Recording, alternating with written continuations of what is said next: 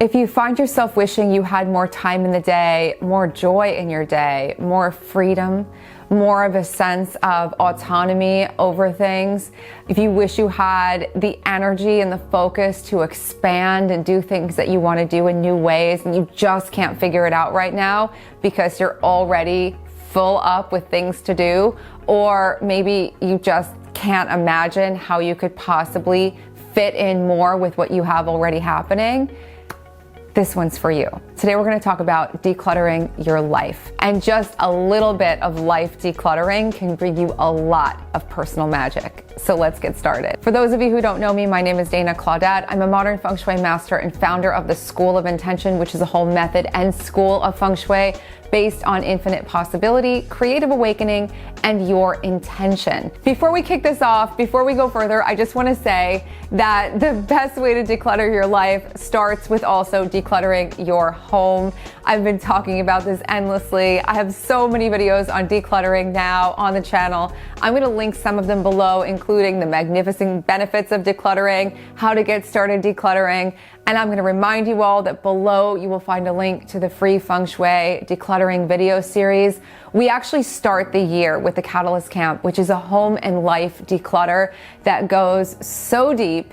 And it is the first 2 months of the year through the new year and the Lunar New Year, setting up a foundation for massive breakthroughs by clearing out everything that doesn't belong. Now, let's get into starting to declutter your life today, starting with getting rid of the habit of being so busy. So the first aspect of this is getting clear on your priorities. What is it that matters absolutely the most to you in the whole wide world? Now, there might be things on your to-do list you simply have to do. You have to get the roof fixed. You have to show up at work. You have to get groceries. There are things we simply just have to do one way or another. There might be ways of doing those things easier, but before we even get there, one of the primary things you can do is write out all your priorities and then look at the stuff that falls toward the bottom of the list. Cut the list in half and focus on the top part of it. Focus on what matters most. Prioritizing your life makes all the difference. Getting rid of a to-do list that's a mile long will change your life.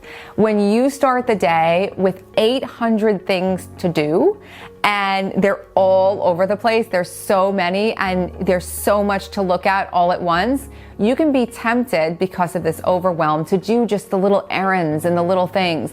I've spent days overwhelmed, just running around like crazy, so busy doing very unimportant errands because I didn't know where to begin with the big things because my list was so long and so intimidating.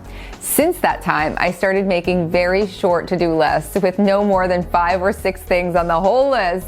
And most of the time, everything gets done and more gets done than I would when I had a giant list of things to do. If you can be that clear with yourself on your priorities and just wipe out all the extras, not only will you get more done, but you will do it better. Now, if you do have an enormous amount of things to do that are all high priority, get as much help as you can. This can help you to declutter your life. If you can get help with chores, get help from family members, get help from friends, you guys can trade off helping one another. It also feels good to feel supported.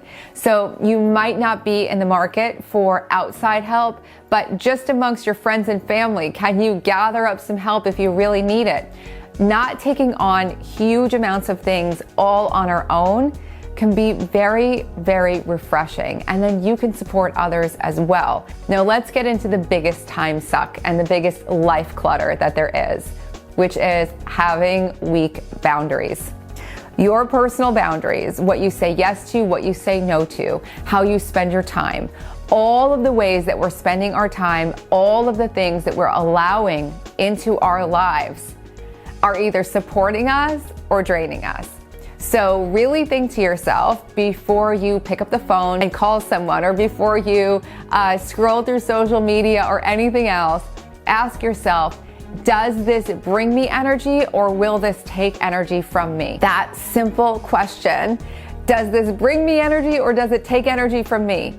Can be a filter for you. Now, I think it's the most amazing thing in the world to be able to support other people, especially people in times of need. And I will give and give and give very freely without ever feeling drained. But I've also had periods in my life where I've had people in my life who would take and take and take and take and take and never want to fix anything and never ever want to contribute anything. And it would just be this draining, terrifically endless cycle. Getting rid of that changed my life completely. So if you have any of that going on, you might want to take a step back and evaluate those types of relationships and how you might want to shift them as well moving forward. But on a daily basis, just that simple question: does this bring me energy? Does this take energy from me? Some things might be neutral, which is fine, but you'll be surprised at the kinds of things you reach for automatically that when you stop and ask yourself, you realize they're actually quite draining. I didn't realize how draining it was to even watch certain things on Netflix. I didn't realize how draining it was for me to listen to certain kinds of podcasts and listen to certain kinds of information.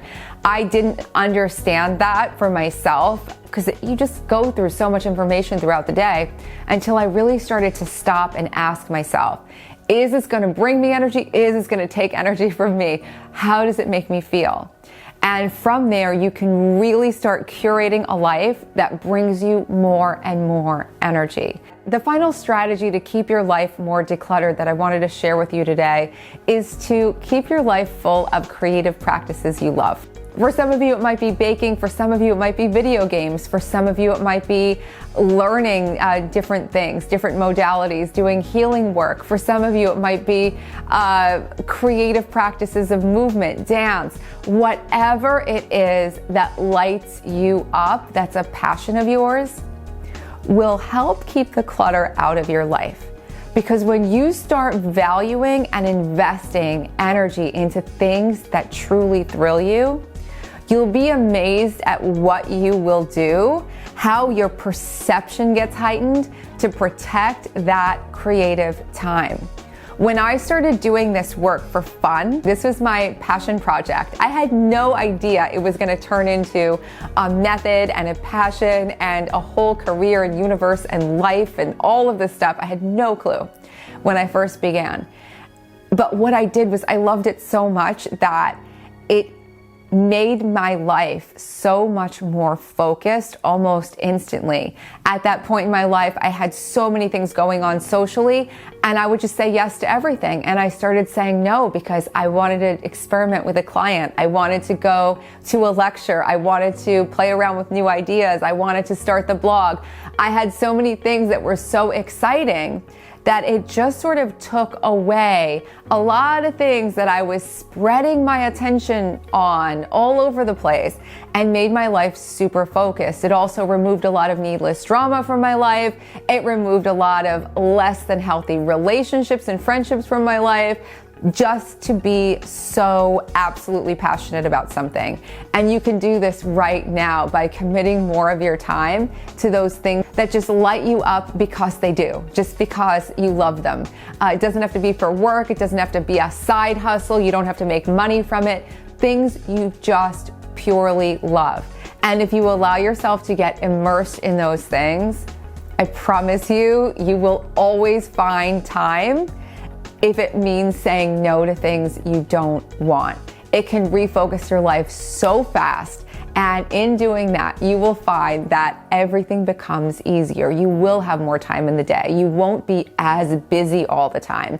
You will feel more on top of things, and you'll probably feel that even your space stays more decluttered and organized. In every way, however it resonates with you, decluttering your life can be such a supercharger. I hope you enjoy it. I hope you dive in and do, even if it's just the creative practices you love, that alone can just focus your life in such a meaningful and magnetic way. And Don't forget below if you want to go deeper into your space, your energy, and even bringing more intention to life with Feng Shui. Those free Feng Shui decluttering videos are below. And if you like this video, please don't forget to like, subscribe, and share it with your friends. Thank you so much for supporting the channel. I love all your comments. I love all your feedback. I love your success stories. Feel free to keep sharing them. Always reach out if you need me. And this whole channel is full of videos for you to explore. Lots of decluttering, Feng Shui, energizing, magnetizing, abundance, love, empowerment, and all the things that make life so much fun. So I hope you enjoy exploring, and I will see you very soon. Bye.